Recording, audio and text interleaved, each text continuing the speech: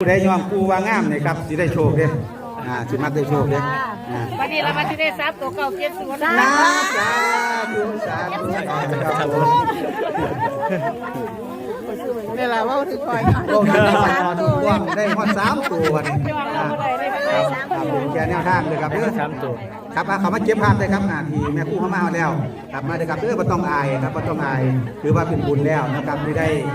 ถ่ายรูปหรือว่าเป็นตัวแทนของปู่ตาก็ว่าได้นะครับนี่ครับเทวดาเดินดินนะครับทั้งเจ้าคณะทั้งวัดนะครับที่จะพูดโดยสารเป็นน้องเลยว่าเป็นเทวดาก็ธรรมดาอย่างเป็นสารในคำสั่งแง่นั้นนะครับมีผู้เดียวนะครับนำข้าวสิบตัวโลนะครับที่เป็นสารวัด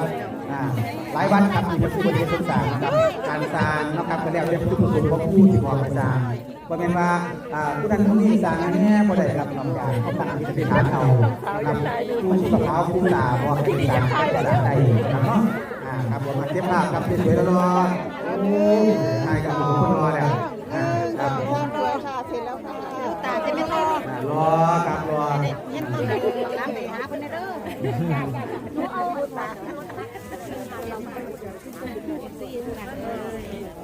ครับจะบอกครับจะทำเรื่องท่านวันทานเพื่อได้ช่วยเลยป่วยท่านป่วยท่านใส่กันป่วยท่านคุณป่วยท่านมากครับคุณป่วยท่านมากลงป่วยท่านเองไม่ได้เอาวันนี้จะง่วงจับความจับความวันอันยังใส่เรื่องวันนี้ยังกันเรื่อง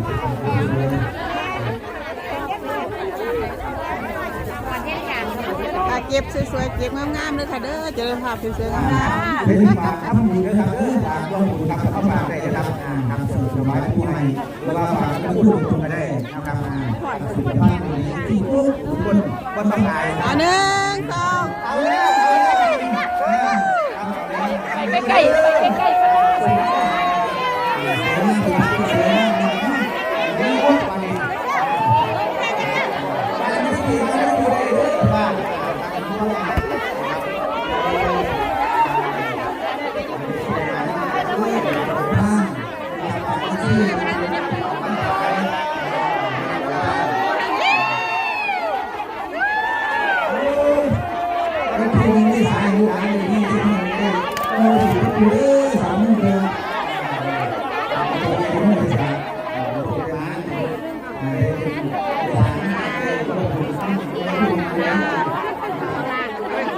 ทำความดีมาพูด